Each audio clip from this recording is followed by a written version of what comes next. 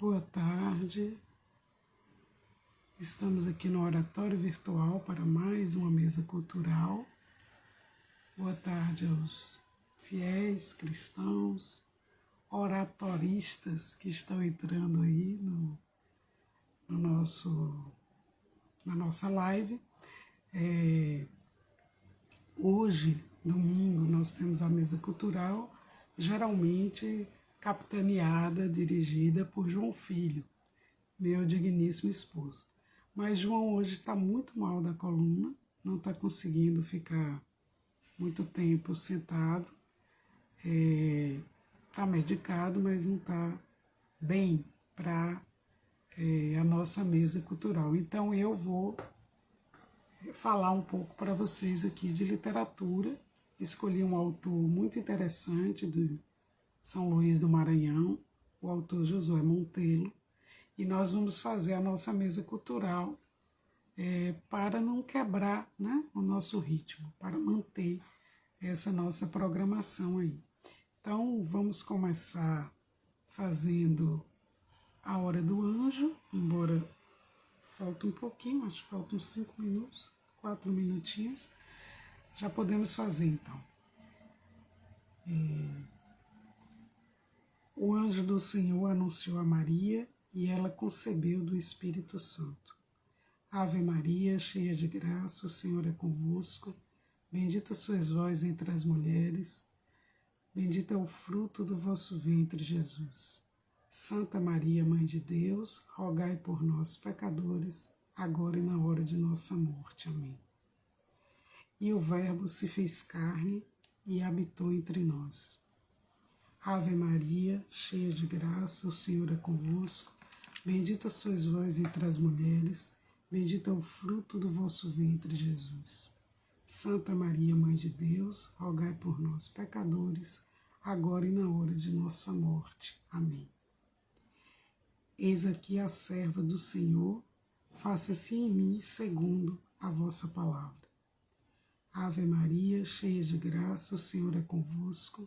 Bendita sois vós entre as mulheres, bendito é o fruto do vosso ventre, Jesus. Santa Maria, Mãe de Deus, rogai por nós, pecadores, agora e na hora de nossa morte. Amém. Rogai por nós, Santa Mãe de Deus, para que sejamos dignos das promessas de Cristo. Amém. Eu quero rezar também, antes da gente começar a falar de literatura, a oração de São Miguel, para nos exorcizar de todo e qualquer problema que porventura venhamos ter na nossa live, nas nossas vidas, nesse resto de domingo abençoado. São Miguel Arcanjo, defendei-nos neste combate. Sede nossa guarda contra os embustes e ciladas do demônio. Instantemente pedimos que Deus sobre ele impere. E vós, príncipe das milícias celestes, pela intercessão divina, precipitai o inferno a Satanás e a todos os espíritos malignos que vagueiam pelo mundo para a perdição das almas. São Miguel, São Rafael e São Gabriel, rogai por nós. Em nome do Pai, do Filho e do Espírito Santo. Amém. Boa tarde, Felipe, Maria de Lima, Mari Machado. Felipe gostou do termo oratoristas. Então, oratório virtual, rezando com você e por você. Eu e minha casa serviremos ao Senhor. Predicata super tec, né? Pregando os evangelhos sobre os telhados ou sobre o teto. Predicata super tecta. Então eu falei para vocês que hoje a gente vai falar desse autor, Josué Monteiro, que é um autor de São Luís do Maranhão. É um autor muito interessante, tem muitos livros, viveu um bom tempo, né, que Deus lhe concedeu, produziu muito, teve muitos cargos, uma maioria deles ligada à cultura, foi embaixador do Brasil, foi diretor da Biblioteca Nacional, participou também foi membro da Academia Brasileira de Letras e tem muitos livros, não só romances, mas também livros de história, ensaios. É um intelectual, vamos dizer assim, do Brasil, né, da cena cultural brasileira, e era católico. Eu vou falar um pouco dele, assim, os principais fatos, né? E depois vou falar do livro que eu escolhi para esse encontro nosso. Josué de Souza Monteiro era o seu nome completo. Ele nasceu em São Luís do Maranhão em 21 de agosto de 1917. E ele faleceu no Rio de Janeiro em 2006, em março de 2006. Josué Monteiro começou a publicar seus livros, seus primeiros textos, aliás, num jornal chamado A Mocidade, que era um jornal do Liceu Maranhense, onde ele fez o ginásio. O ginásio é aquele, eu também fiz ginásio na minha época, era ginásio, mas equivale ao fundamental, né? Parcialmente o Fundamental 1, final do Fundamental 1, Fundamental 2. Depois ele colaborou com diversos jornais e revistas e logo aos 18 anos ele se muda para Belém do Pará, onde ele foi eleito como membro do Instituto Histórico e Geográfico do Pará. Em 1936, Josué Monteiro volta para o Rio de Janeiro e passa a integrar vários grupos literários, revistas, jornais, né? Também fazendo contato com intelectuais e escritores. Ele tinha muitos grandes amigos nesse meio e ele depois é nomeado como diretor da Biblioteca Nacional. Como eu falei para vocês, ele teve vários cargos ligados à literatura, à cultura, à educação. Também exerceu a direção do Serviço Nacional de Teatro, que existia na época. Em 1953, ele foi convidado pelo Itamaraty para dar aula de estudos brasileiros na Universidade Nacional Major de São Marcos, em Lima, no Peru. Josué Monteiro, ele escreveu durante toda a vida dele diários. Eu me sinto assim, irmanada com ele por isso, porque eu também escrevo diários, né? Entre outras coisas. Hoje em dia eu não vejo as pessoas escreverem diários, as redes sociais tomaram esse espaço, né, dos diários. Então acontece alguma coisa, vai num restaurante, encontra um amigo, posta logo uma foto, uma selfie, né? E eu estou inclusive tentando no meu Instagram unir as duas coisas, que é postar uma fotozinha aqui, outra ali, que lembra algum fato interessante que eu considero importante na minha vida, e mesmo fatos cotidianos mesmo, porque o dia a dia, cada hora da nossa vida, eu considero que são presentes, são bênçãos. E estou tentando fazer isso, publicar diário no Instagram. É difícil, porque o Instagram não foi feito para palavra, foi feito para fotos. E o espaço é muito curto, então muitas vezes eu fico frustrada porque eu tenho que resumir muito, mas tenho tentado fazer isso. Então eu sinto assim uma proximidade com Josué Monteiro, porque ele escreveu diários a vida inteira. São catatais que foram publicados pela José Olímpio. Deixa eu ver se estou com algum aqui. Eu queria mostrar a vocês. Eu estou lendo um desses volumes, né, que pega um período imenso da vida dele. Se não me engano, são 3 tomos que a Nova Aguilar publicou. A Nova Aguilar é aquela editora que publica aquelas obras completas, com aquele papelzinho Bíblia, sabe? Às vezes é chato de ler, porque a letrinha é muito pequena, eu como estou envelhecendo, tá difícil de ler, mas é muito gostoso ler. E é um passeio por fatos históricos, políticos, culturais, mesmo questões ideológicas, às vezes questões sutis da cultura, do espírito brasileiro que ele aborda ali. É uma leitura muito gostosa para você ter assim os diários de Josué Monteiro. Ele foi ligado a alguns presidentes, como José Sarney, na época ele foi embaixador de Sarney, enfim, Sarney também é conterrâneo dele. Então ele tem também muitos bastidores da política do Brasil. Então, como eu disse a vocês, eu me lembrei disso porque a parte que eu estou lendo do diário dele, justamente ele está em Lima, está se mudando para Lima. Eu estou acompanhando essa mudança com todos os elementos e aquelas capturas que os autores mais sensíveis conseguem fazer de um outro país, de uma outra cultura, de um outro povo, né?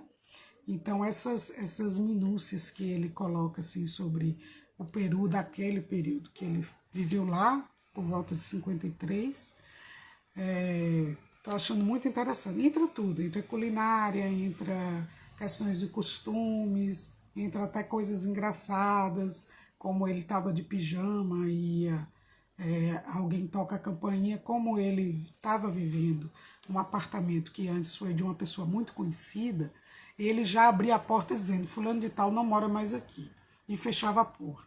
Aí ele abriu a porta para um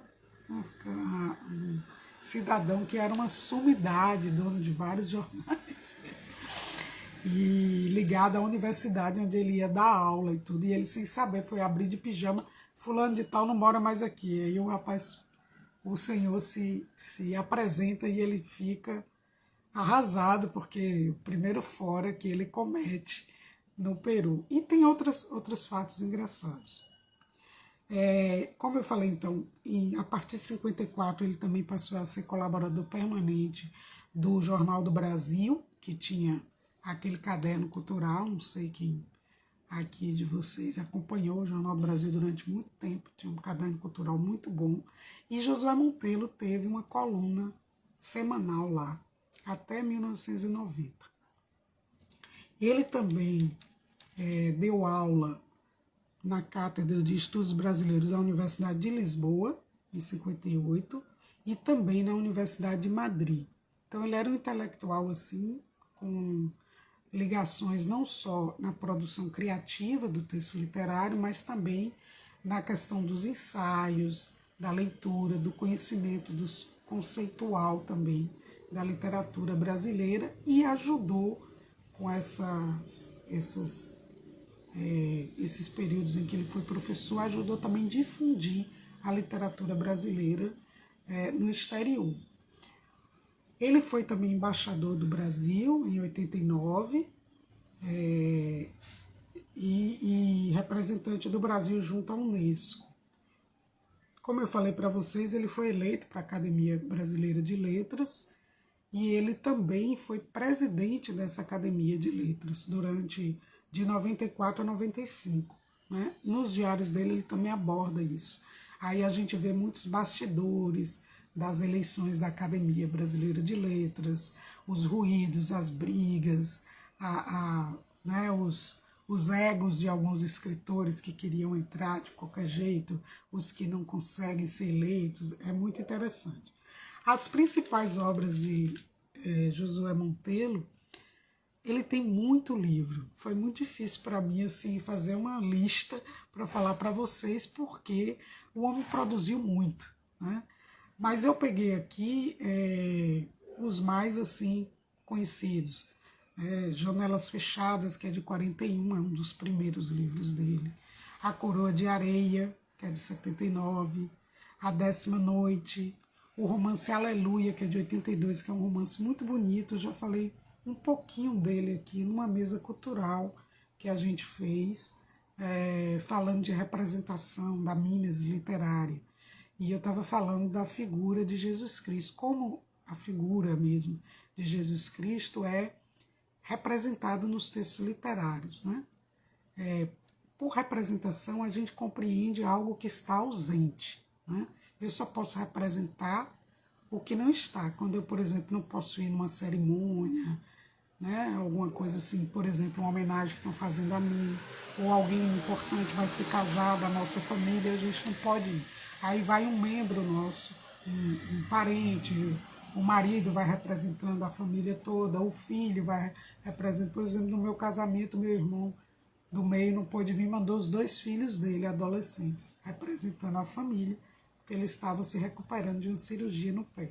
Então, representar é sempre algo que está no lugar do outro. No caso da literatura, a representação do mundo né, dessa vida imaginada pelo escritor, ela se dá através da linguagem. Então, a linguagem é vamos dizer assim, o pincel, ou é as notas musicais, né, do escritor. O músico tem lá as notas musicais para ele compor, para ele executar, e o autor ele só tem a linguagem, a mesma linguagem que nós usamos no dia a dia para brigar com a pessoa, para dizer que a ama, para dar ordens, para convencer, para tudo, né? Para avisar. Enfim, a linguagem do dia a dia é esse mesmo instrumento que o escritor tem. Então, ele vai buscar elementos que vai fazer com que essa sua representação funcione de forma artística, funcione de uma maneira que você sinta aqueles personagens como gente, sinta a emoção, né, os conflitos, os dramas, né, as questões que aqueles personagens vão vivenciar, de modo que quando a gente está lendo, nos parece que tudo aquilo é real. Por quê? Existe essa tensão o tempo inteiro da representação literária com o mundo. Então é um mundo imaginativo, mas também que parte de vivências do autor e de outras pessoas com as quais ele viveu, parte de pesquisas, parte de leituras, né? Parte também de algo muito importante que muitas vezes a gente se esquece, que é o inconsciente, os nossos instintos, as nossas heranças culturais e espirituais, né? Tudo isso entra em ação no momento que a gente escreve. Então, quando eu estava falando do romance Aleluia, eu falei de algumas representações de Jesus Cristo, como aconteceu no filme A Última Tentação de Cristo, em que a gente tem ali a predominância de uma visão de Jesus homem, sem o Cristo, né?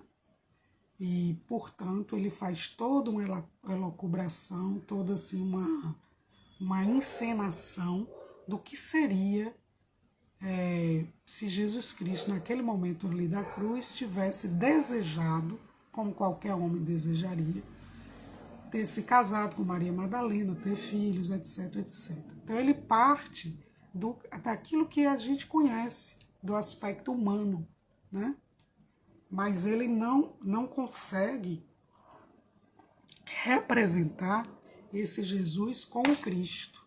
Então eu falei sobre isso e falei desse livro de Josué, que ao contrário do filme A Última Tentação de Cristo, de Spielberg, me fugiu agora o nome do autor, acho que é Spielberg, A Última Tentação de Cristo, me esqueci o nome do autor, mas do cineasta. Daqui para o final a gente se lembra, alguém se lembra e coloca aí nos comentários. Eu falei do romance Aleluia porque eu considero que aquela representação que Josué Monteiro faz é uma representação completa.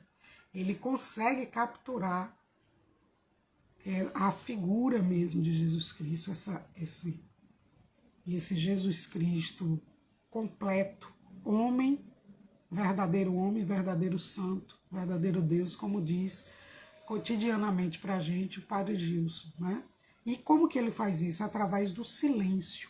Ele coloca outra pessoa, um personagem que teria vivido na época de Cristo, como vários que viveram e testemunharam, e que teve também a sua escocese. Vivian está aí nos salvando. A Última Tentação de Cristo é de Martin Scorsese. É um ótimo cineasta, não estou aqui criticando o livro, não, o filme, não. Só estou dizendo que ele não consegue representar, para vocês verem que representar o mundo não é algo fácil, né? Mesmo você sendo um artista, você pode ficar só no fragmento, ficar só num pedaço, ou até mesmo numa projeção de si mesmo, né? Do que você sentiria muita dor se você fosse impossibilitado por outro destino, se você fosse impossibilitado por um destino maior e não pudesse se realizar tendo filhos, casado, né? Então, na verdade, houve ali uma projeção do roteirista ou cineasta, ou que seja, na figura histórica, que ele só pega mesmo a figura histórica de Jesus Cristo. Bom, e no Aleluia nós temos através do silêncio. Ele vai usar uma estratégia que é a presença de Jesus Cristo. É como o próprio autor, é como se ele assumisse para si mesmo que nós não conseguimos saber o que Deus pensa. Então, um narrador onisciente vai nos falar de um personagem que abre a porta para Jesus Cristo, não sabe que é Jesus Cristo, acha que ele é familiar, mas não consegue saber, está tão cheio de palavras, tão cheio de culpa, e vai contando a vida dele toda para Jesus, e Jesus Cristo sentado ouvindo. E somente no final o leitor sabe que é Jesus, e que ressuscitou e que está indo para o céu. Passou ali para visitar aquele sujeito. Então, ele, nesse livro, Aleluia, ele consegue, a meu ver, fazer essa representação de Jesus, Deus e homem, usando essa estratégia do discurso, porque o nosso discurso ele também é permeado de silêncio, ele é permeado de idas e vindas, de retomadas, né? E de toda essa tentativa que a gente tem de fundir pensamento e ação, né? Porque a nossa fala é justamente essa ação. Então ele tem esse Aleluia que eu indico, é um livro muito bonito, de 82, A Luz da Estrela Morta, Cais da Sagração, Janelas Fechadas, Labirintos de Espelhos, Largo do Desterro, Noite sobre Alcântara, que é um dos mais conhecidos, Os Degraus do Paraíso, O Silêncio da Confusão, Os Tambores de São Luís, que também é muito conhecido, já foi adotado em universidades, inclusive na época do vestibular da UFBA, agora é Enem, né? Mas a UFBA adotava, ele é de 75. É também um livro muito vendido e muito falado. E o que eu escolhi, Antes que os Pássaros Acordem, que é de 87. Eu escolhi para falar os ensaios os ensaios históricos, os ensaios culturais e ensaios literários, como Os Inimigos de Machado de Assis, em que ele fala dos romances de Machado de Assis, do escritor Machado de Assis, que ele admirava muito, José Monteiro. Eu não vou falar porque é muita coisa, é muito, como eu falei para vocês, é muita produção. Esse livro aqui que eu escolhi é um livro muito interessante, que inclusive é o único de José Monteiro que não é ambientado no Brasil. A maioria dos livros de José Monteiro são ambientados em São Luís do Maranhão ou no Rio de Janeiro, né? Mas esse livro, Antes que os Pássaros Acordem, ele é ambientado na França, em Paris, no período da Segunda Guerra Mundial. Eu vou ler para vocês só a orelha do livro, da edição que eu tenho aqui. A derradeira reflexão deste romance, a injustiça que se faz a um homem é feita a todos os homens, porque todos os homens podem ser esse homem. Diz bem a medida de sua universalidade. A universalidade de toda a obra romanesca de Josué Monteiro, e que o coloca no primeiro plano de nossos grandes narradores. Ao contrário dos romances em que seu autor quer atrair a atenção do leitor para o romancista, com seus malabarismos técnicos, o romancista de Antes que os Pássaros Acordem só reclama a atenção do leitor para o romance, com uma forma aliciante de conhecimento do ser humano, nas suas singularidades e nos seus mistérios. Para ele, o romance é um espelho de vida, em forma de história bem contada. Este romance, ao contrário de toda a obra romanesca de Josué Monteiro, que se passa em ambiente brasileiro, de preferência em São Luís e Alcântara, tem por cenário Paris, com personagens franceses e tema genuinamente francês. Nessa opção, o romancista não teve a intenção cosmopolita de mudança de cenário. Outro propósito o orientou, o de refletir na sua obra algumas das angústias e perspectivas de nosso tempo, no plano dos valores universais. É esse o sentido desse pequeno grande livro que aparece agora no Brasil. Aí o cara vai falar que é a edição da Nova Fronteira e tal. Bom, esse livro, então, como eu falei para vocês, ele é ambientado na França, na Segunda Guerra Mundial. O livro tem vários personagens e todos eles são personagens complexos. Todos eles estão tentando sobreviver aos seus próprios conflitos internos e à invasão que a França está sofrendo, sobretudo Paris, que o livro é ambientado em Paris, está sofrendo essa invasão e a permanência, o tempo que durou a permanência dos soldados alemães em Paris. Ele é dividido em 5 partes e logo na primeira parte não tem embromação. Você já entra direto numa ação em que o personagem principal, Gerard, sai para fumar e sai para aquela coisa de depois da janta, né? Um cafezinho, sai para fumar um pouco, olhar a rua, e ele se depara com um rapaz muito jovem, adolescente, chamado Davi Coe, que está sendo perseguido pela polícia nazista. Ele percebe naquele momento que o rapaz está tentando se esconder e ele dá guarida ao rapaz. Ele abre a porta, o rapaz entra e ele vê as botas, tudo muito rápido, as botas dos soldados alemães passarem. Os soldados ficam procurando para onde o rapaz foi sem conseguir saber. Bem, aí nós vamos saber que esse adolescente, que ele acha familiar, na verdade está sendo procurado porque ele matou um oficial nazista. A família dele foi toda condenada e ele resolveu fazer justiça com as mãos. Ele é um resistente. Ele dá então asilo a esse adolescente judeu e ele age por instinto. Nós vemos que ele age por instinto paterno, né? E esconde o rapaz no seu próprio apartamento. Logo em seguida, nós vamos perceber que Gerard é estéril, não pôde ter filhos.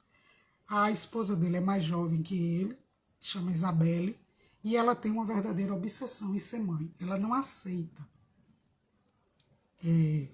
não ser mãe. Então, ela vive procurando, né, uma forma. Nós somos comunicados também que eles tentaram adotar uma criança que foi abandonada.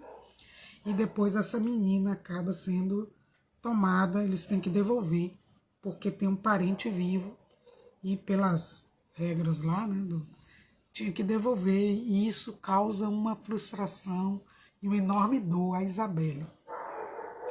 Logo de início, quando a Isabelle percebe que o marido deu guarida, ela é contra. Ela é contra, e ela tenta com argumentos racionais mostrar a ele que ele colocou ela e ele em risco, porque as pessoas que estão sendo descobertas pelo exército alemão, dando guarida a judeus procurados, refugiados procurados, são torturados e mortos, inclusive para dar exemplo. E aí ela diz isso, mas ele concorda com tudo que ela diz. E aí nós começamos a perceber a finese, a sutileza da linguagem, da elaboração, da representação do escritor Josué Monteiro. Porque nós vamos tendo aquela fala e aquele silêncio e o pensamento dos personagens. Ele reconhece que ele está colocando em risco a si e a mulher, mas ele age por um instinto de caridade, na verdade, né? Ele tem compaixão daquele rapaz, ele tem pena daquele rapaz cuja família, depois ele sabe que foi totalmente assassinada pelos alemães, e aí ele fica mais ligado ainda ao garoto, porque ele se sente meio que responsável por ele. Então, nós vemos aí uma das primeiras questões que se colocam no livro, que é essa questão da compaixão. Eu me lembrei, inclusive, de uma fala que o Padre Gil sempre faz, ou volta e meia ele faz, na homilia, que a caridade ela pede urgência. As coisas estão acontecendo, né? A pessoa está precisando de ajuda ali. Não há tempo para você ficar, não, amanhã, passe amanhã e tal.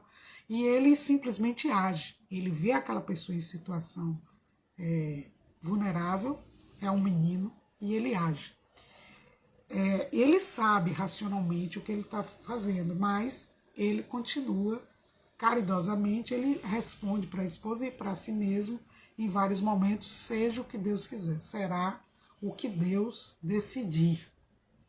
E aí já vem um outro elemento que eu considero também uma discussão muito interessante que o autor coloca no livro, e coloca dessa forma, não de maneira panfletária, discursiva, não. Ele coloca mesmo ali acompanhando a ação dos personagens, que é: nós somos responsáveis pelo que fazemos. Mesmo que fizermos o bem, nós tivemos direito de escolher. E não podemos ficar na vitimização. Eu fui fazer, meu Deus, que foi. Então o personagem Gerard, ele traz muito isso.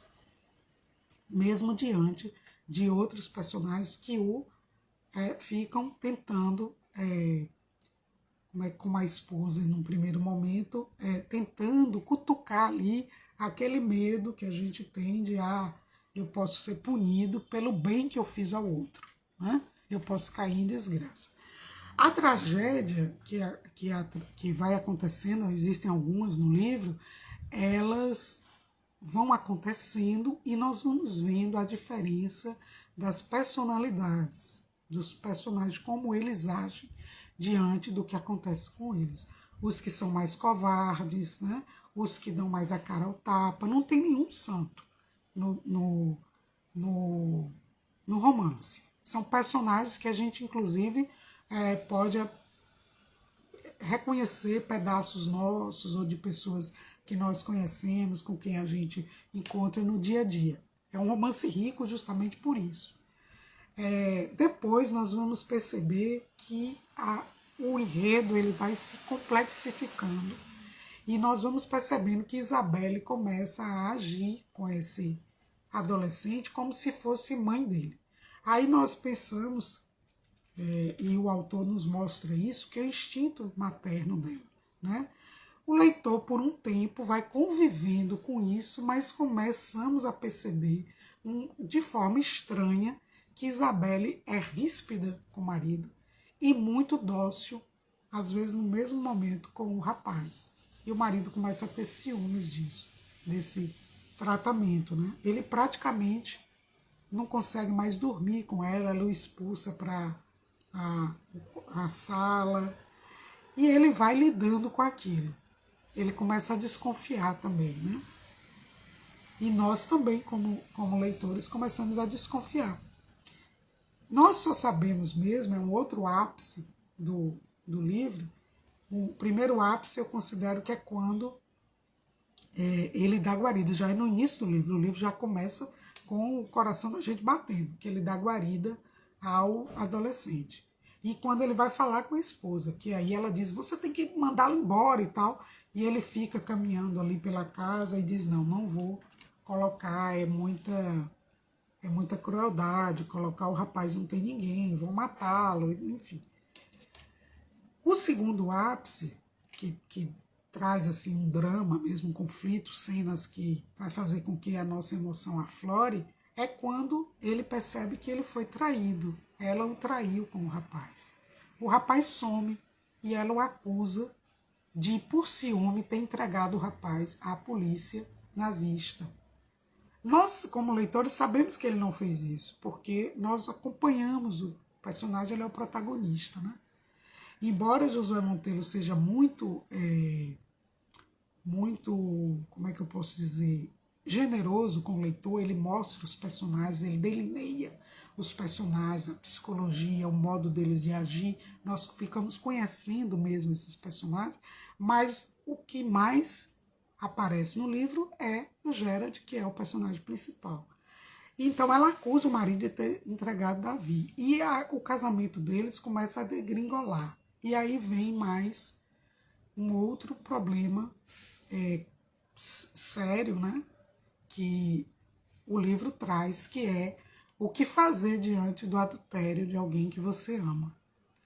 E isso é agravado, essa questão é agravada para Gerard num momento em que eles estão vivendo a Segunda Guerra Mundial, num momento em que, se ele a abandonasse, ele teria necessariamente que dizer por quê para ela sair do apartamento, e ele teria que dizer que ela tinha traído. Porém, em seguida ele descobre que ela está grávida. Ele sabe que não é dele, obviamente. Não só porque há muito eles não têm relações, porque ela o expulsou para o sofá, mas também porque ele é estéril. Isso é colocado lá pela página 40, mais ou menos. 30, 40. E então ele sabe que não é dele, e ele tem aquele conflito, que é um conflito que eu acredito, bom, acho que qualquer ser humano pode ter, mas o dele é mais forte ainda, porque é orientado pelo seu espírito cristão. Ele não pode colocá-la, mesmo magoado, para fora, porque ela é uma mulher grávida de um judeu. Ela provavelmente será condenada, bem como a criança. Então ele trabalha ali muito triste, com uma tristeza imensa, mas sem aceitar uma parte de si, que é um capetinho que fica ali dizendo: ela lhe traiu, bote para fora, olha o que ela está fazendo com você, etc. Então nós vemos nesse livro discussões de temas assim muito complexos, o livro é muito bem elaborado. Há momentos que a gente sente até uma certa revolta, assim, poxa, porque, né, como esse personagem está sendo testado pelo mundo, testado pelos outros, né, como ele depois passa esse período da guerra, a esposa tem o filho, ele não deixa faltar nada a ela, mas ele não volta a ter relações com ela. E aí acontece também um outro conflito paralelo a isso no casal, que é mais de questões éticas. Ele é um exímio desenhista e trabalha numa agência de publicidade. A cidade deles, Paris, está sendo invadida e destruída pela Alemanha, porém existem empresas alemãs que começam a se colocar ali, e empresas francesas que também começam a fazer o jogo do invasor, começam a defender alguns valores para poder continuar, existe para não ser fechada, para sobreviver. E ele então faz alguns desenhos que tem esses, é solicitado pelo chefe, isso provoca um grande conflito nele com o chefe, porque o dinheiro está sumindo, eles precisam sobreviver, e ele pensa muito na Isabelle grávida, né? Sem ter o que comer. Já é difícil a situação durante a guerra, então ele faz algumas coisas sempre mantendo um limite ali de não fazer uma propaganda abertamente do nazismo. Mas cede a algumas empresas, algumas que ele acha que não são tão, e o chefe dele vai aceitando também, embora eles tenham conflito. Pelo chefe ele fazia tudo, né? Depois que passa esse período de guerra, já num outro momento do livro, nós vemos esse personagem ser julgado por tribunais justamente por esses desenhos que ele fez. Colaborou ou não colaborou com o nazismo? Isso é outro problema que vai ser colocado no livro, e nós vemos aí também traições, pessoas que inclusive foram beneficiadas com o trabalho dele, servindo de testemunhas contra ele. Ele é preso, a gente fica muito acompanhando, né, essa situação do personagem. Então é um livro que vai trazendo essas questões, além dessa questão desse conflito ideológico, ético e mesmo entram questões nacionalistas, né? As pessoas que estão julgando estão com todo aquele espírito de que expulsou o invasor, então há o afloramento aí dessas questões nacionais, você é um traidor da França, etc. Então esse tom de tragédia, ele perpassa todo o romance, e ele vai costurando essa história, né, nessa Paris que parece muitas vezes um cenário do fim do mundo, né? Além do conflito do casal, do conflito ético no trabalho de Gerard, da questão do adultério, né? Nós vemos também aparecer ali a questão de vizinhos, outras personagens menores, né? Que vão também mostrando faces desses temas, dessas questões universais que o autor traz, né? Os temas mais importantes são a compaixão, como eu já falei, a questão da fidelidade, adultério, né? Traição, a ética, né? Orgulho. E o personagem Gerard também tem muito orgulho, que ele vê em muitos momentos esse orgulho dele ser pisado. A fé, que é também um outro elemento muito forte no livro, que vai mantendo o destino de alguns personagens, vai mudando o destino de alguns personagens. A esperança, mesmo em tempos de guerras, são descritas várias coisas assim terríveis que estão acontecendo no livro, que, no momento da guerra. As obsessões humanas, nós vemos, por exemplo, Isabelle fazer o casamento dela naufragar devido a essa obsessão de ser mãe. Ela se apega ao papel de mãe e vai matando algumas pessoas, como o marido, né, que ela encontra pelo caminho. Então, ela vê as pessoas como empecilhos para esse objetivo dela. É uma discussão muito séria que o autor coloca, assim, dessa forma, né, com o delineamento desse personagem, que não tem, como é que eu posso dizer, ela não consegue ver que essa obsessão está causando uma cegueira nela. Também, uma outra questão que ele coloca é a questão da violência. Existem vários atos violentos em que os personagens tentam justificá-los, né? Por exemplo, o personagem que ele dá guarida, o Davi Cohen, ele justifica que matou um oficial nazista e vai matar outros. E o objetivo dele é matar quantos ele puder. Como ele faz isso? Ele se mete em lugares cheios de gente, porque os oficiais nazistas ficavam passeando mesmo entre as pessoas e pegando supostos judeus, que eles desconfiavam que a pessoa era judia, o refugiado, enfim, e pegava essas pessoas, pessoas portadoras de deficiência, eles perseguiam também homossexuais, negros, né? Enfim, eles ficavam aprontando ali, e ele então decide se vingar dessa forma, já que ele perdeu a família toda assassinada, ele decide se vingar dessa forma. Ele se mete ali no meio, no metrô, numa saída de um trem, a saída dos trens, na verdade. É o que ele mais vai. E aí ele, com a faca, ele vai direto no estômago, no coração do oficial.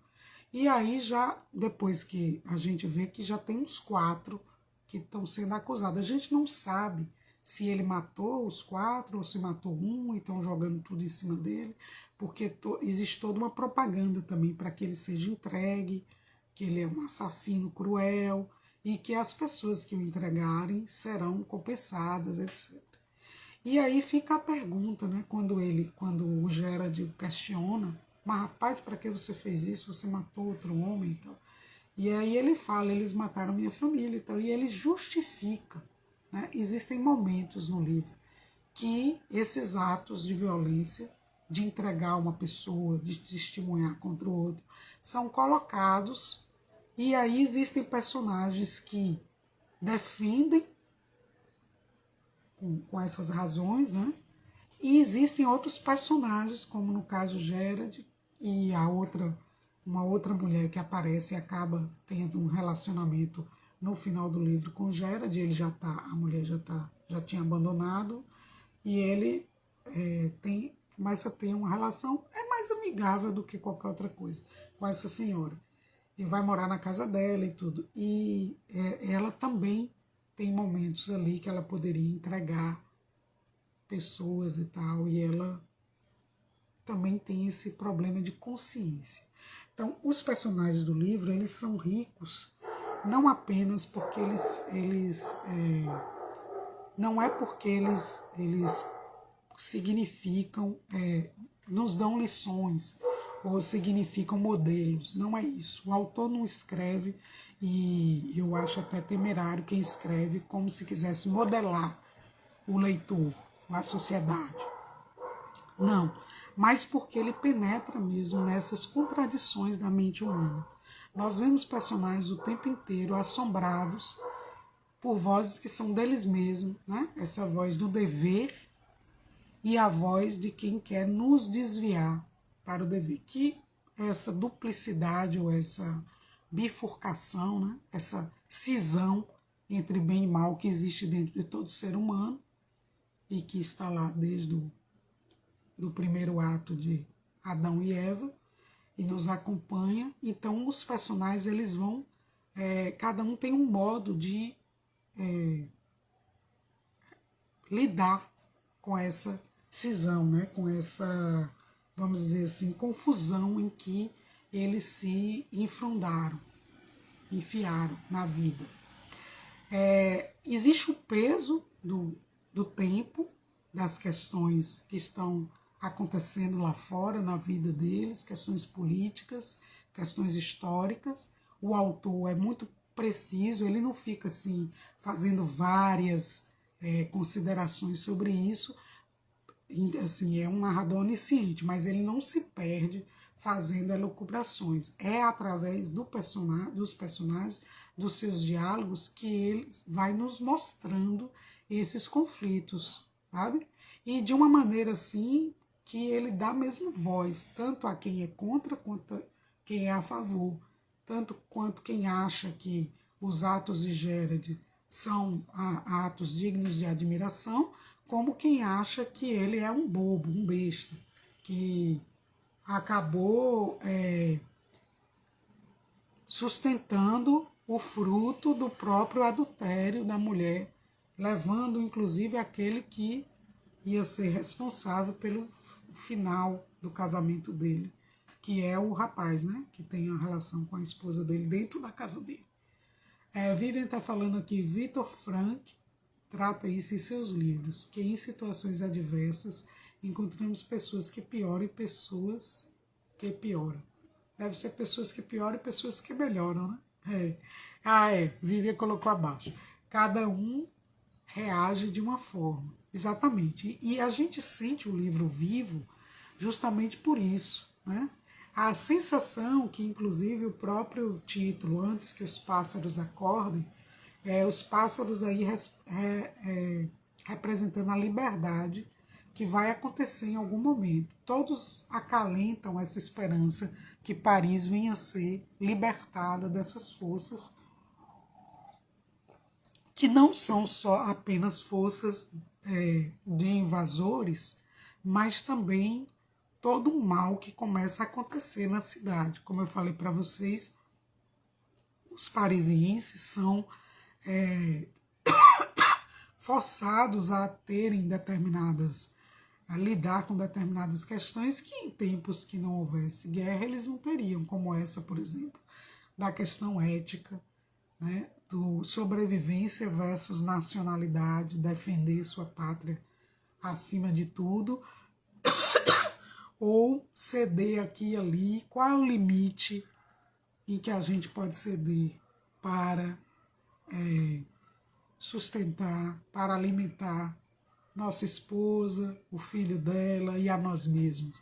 Qual é o limite? O que é possível da gente, mesmo ele fazendo colocando vários limites, não, isso aqui eu não faço, isso aqui eu não faço. Alguns desenhos ele fez que depois são julgados como propaganda nazista, né? Então, outros personagens também, a esposa dele dá um depoimento depois contra ele, com medo de que descubram e tomem o filho dela, tomem a criança dela. Ela também acaba dedurando algumas pessoas.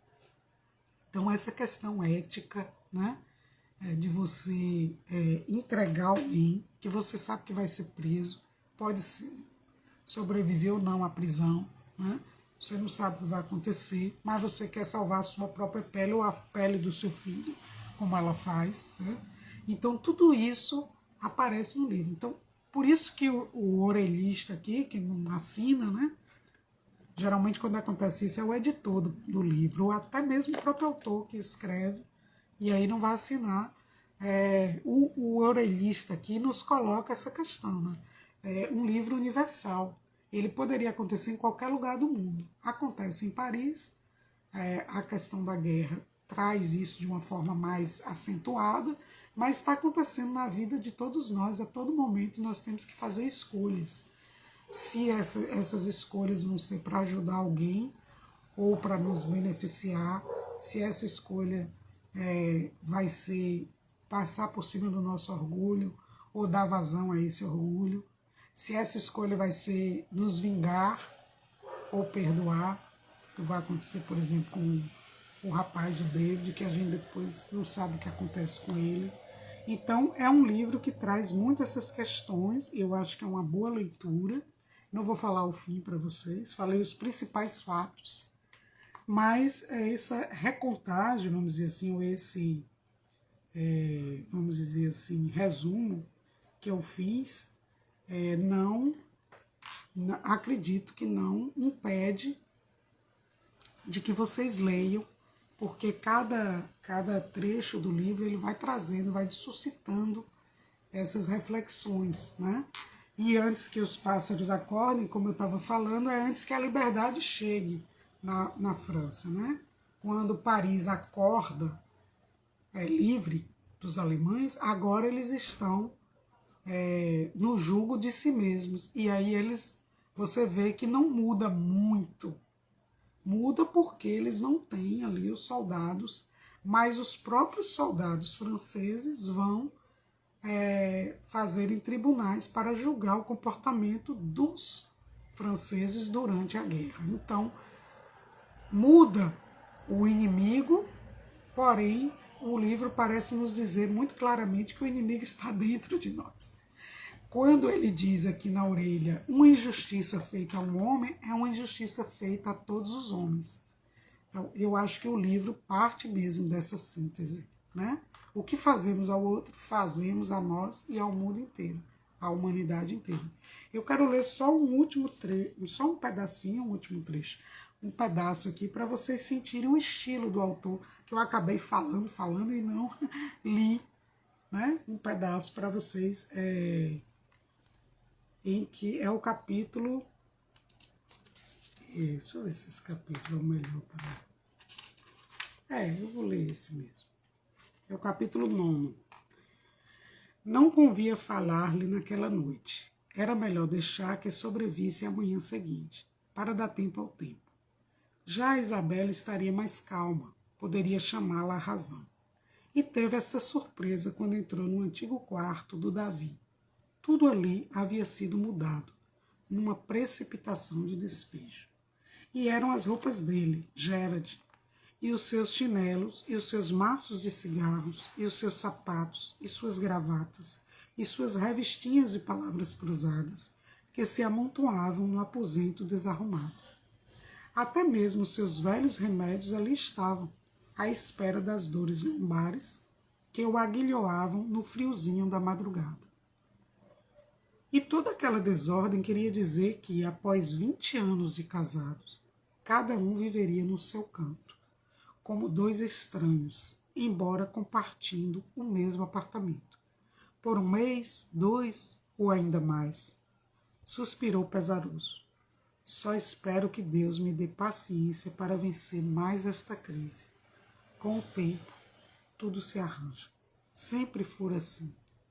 Porque agora seria diferente. Entretanto, assim que acendeu o pavio da vela no castiçal azul sobre a mesa redonda em que seus livros se acumularam, Gerard reconheceu com um novo arrufo era bem mais grave que o novo arrufo era bem mais grave que os anteriores. Ao ver a cama de solteiro ao pé da janela e que fora trazida do cubículo ao lado da cozinha, onde jazera por vários anos, desde que tinham dispensado a criada Breton. Ele próprio, Gerard, havia pensado em trazê-la para o quarto, na primeira noite da permanência do Davi. E este o recusara com firmeza. Não, de modo algum. Estaria ali por pouco tempo, preferia dormir no sofá.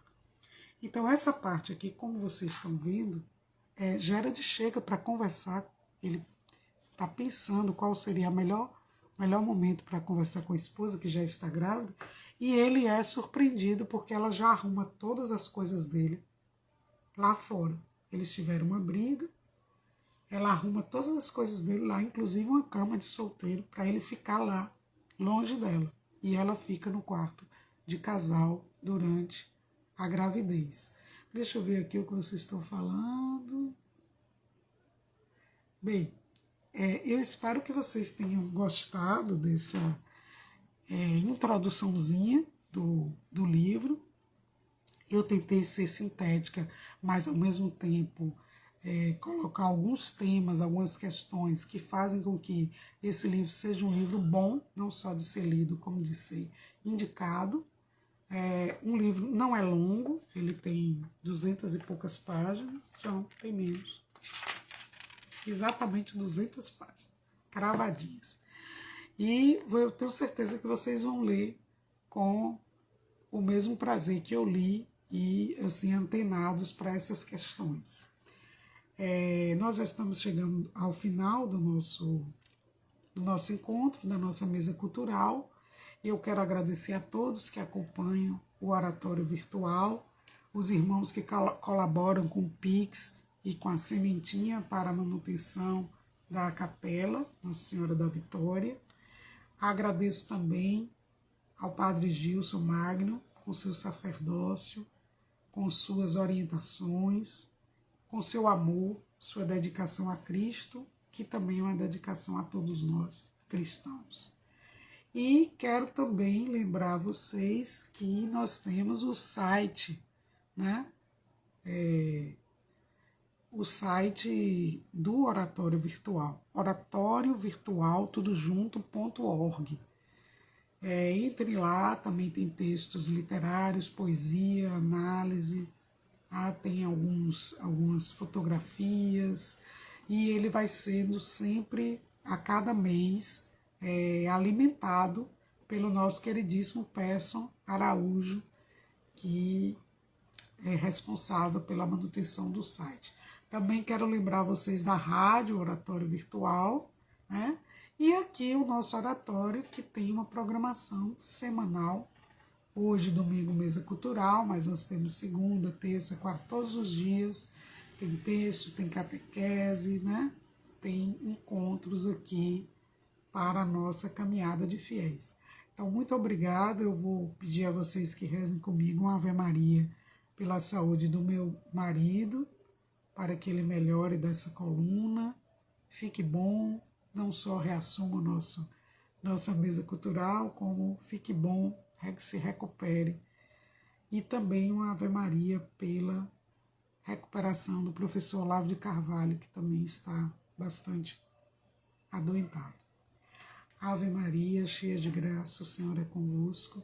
Bendita sois vós entre as mulheres, bendito é o fruto do vosso ventre, Jesus. Santa Maria, Mãe de Deus, rogai por nós, pecadores, agora e na hora de nossa morte. Amém. São Miguel Arcanjo, defendei-nos neste combate. Sede nossa guarda contra os embustes e ciladas do demônio. Instantemente pedimos que Deus sobre ele impere. E vós, príncipe das milícias celestes, pela intercessão divina, precipitai ao inferno a Satanás e a todos os espíritos malignos que vagueiam pelo mundo para a perdição das almas. São Miguel, São Rafael e São Gabriel, rogai por nós. Em nome do Pai, do Filho e do Espírito Santo. Amém. Uma boa noite de domingo para todos vocês. Fiquem em paz, que Deus os abençoe. E até a próxima.